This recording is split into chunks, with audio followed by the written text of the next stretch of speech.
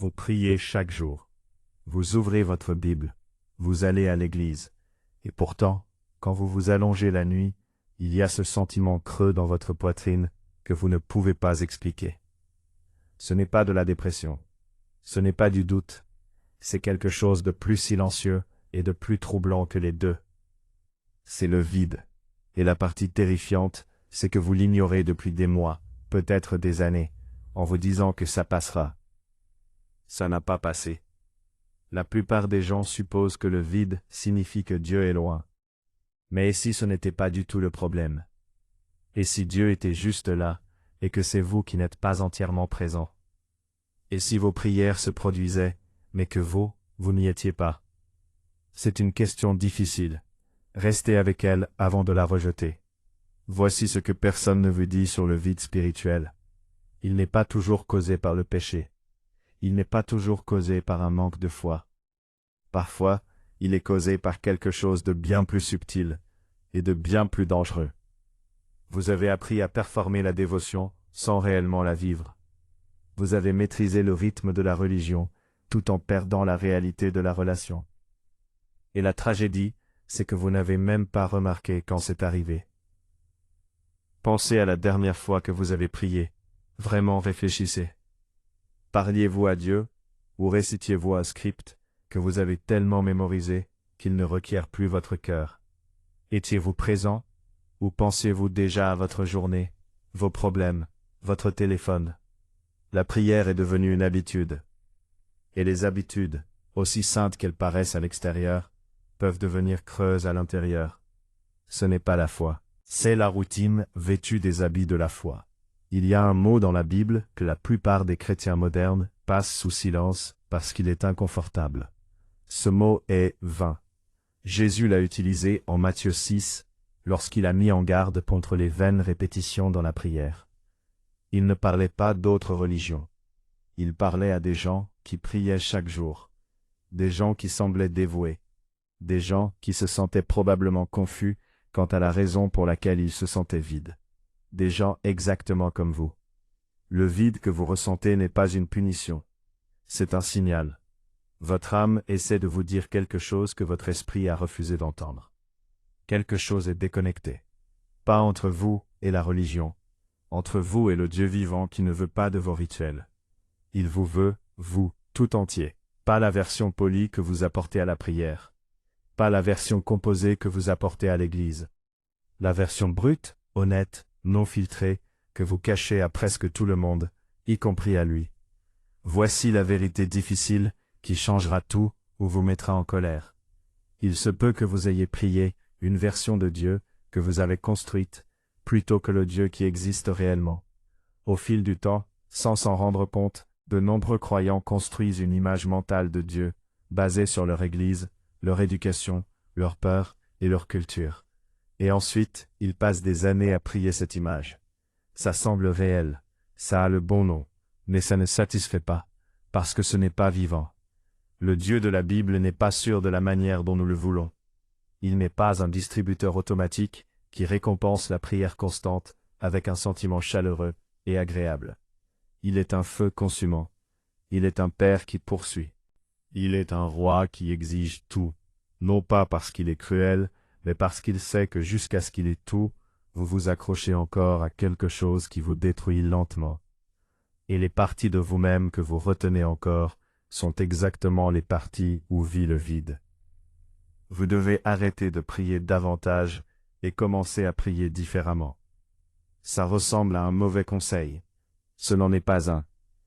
Ajouter plus de minutes à une approche brisée ne répare pas l'approche. Cela ne fait qu'augmenter votre frustration et approfondir votre sentiment d'échec. Si vous versez de l'eau dans un récipient fissuré chaque jour et vous demandez pourquoi il n'est jamais plein, la réponse n'est pas de verser plus vite. La réponse est de traiter la fissure. La fissure est presque toujours l'une de ces trois choses. Premièrement, l'honnêteté non confessée, pas nécessairement le péché, mais les choses que vous n'avez jamais réellement dites à voix haute à Dieu, parce qu'elles semblaient trop désordonnées, trop en colère, trop sans foi. Les prières que vous avez éditées avant de les prier. Les émotions que vous avez filtrées, parce que vous pensiez que Dieu ne les approuverait pas. Dieu sait déjà ce qui est en vous. Il attend que vous arrêtiez de prétendre qu'il ne le sait pas.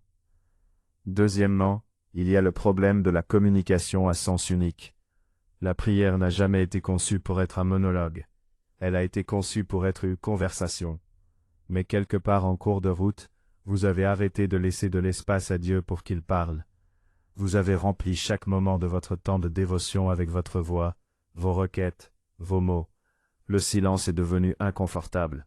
L'attente semblait improductive. Et donc, vous n'avez jamais entendu ce qu'il essayait de dire en retour, parce que vous n'avez jamais arrêté de parler assez longtemps pour écouter. Troisièmement, et c'est celui qui vous coûtera le plus à admettre, c'est la distraction déguisée en dédicace. Vous priez chaque jour. Mais dans combien de ces prières étiez-vous entièrement là? Combien de fois votre esprit a-t-il dérivé vers une conversation que vous devez avoir, un problème que vous ne pouvez pas résoudre, une peur que vous ne pouvez pas secouer? La présence physique dans la prière ne signifie rien si votre esprit est ailleurs. Dieu n'est pas impressionné par l'acte. Il est ému par l'attention. Il y a un homme dans l'Écriture nommé Jacob. Il a lutté avec Dieu toute la nuit, à travers la douleur, à travers l'épuisement, jusqu'à l'aube. Et ce n'est qu'alors qu'il a reçu la bénédiction dont il avait besoin. Remarquez ce que l'histoire ne dit pas. Elle ne dit pas que Jacob a prié magnifiquement. Elle ne dit pas qu'il a utilisé les bons mots. Elle dit qu'il a lutté. Il a refusé de lâcher prise.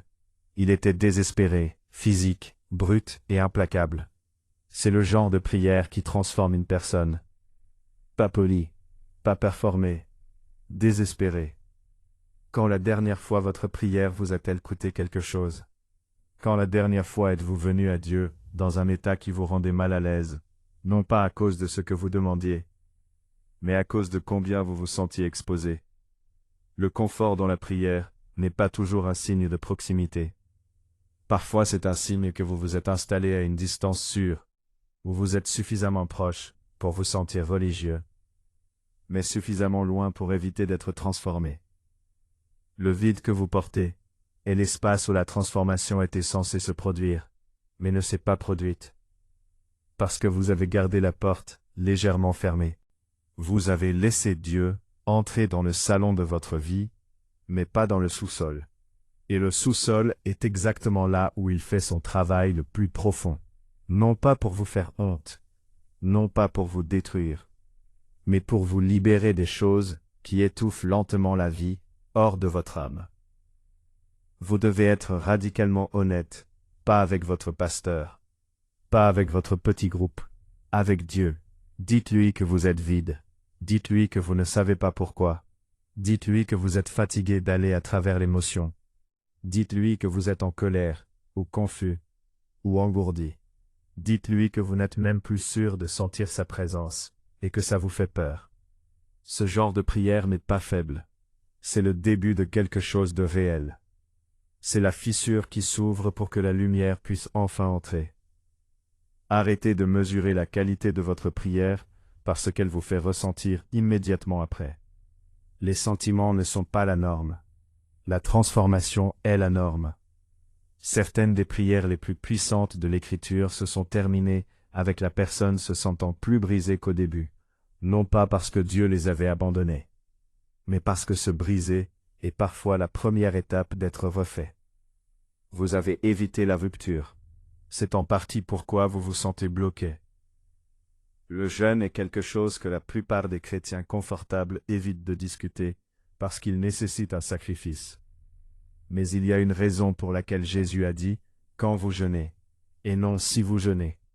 Il supposait que ses disciples le feraient. Le jeûne ne concerne pas le fait d'attirer l'attention de Dieu. Il vous voit déjà.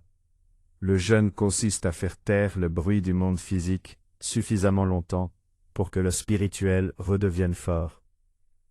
Si vos prières semblent vides, les demandes constantes de confort de votre corps peuvent noyer ce que votre esprit a réellement besoin d'entendre.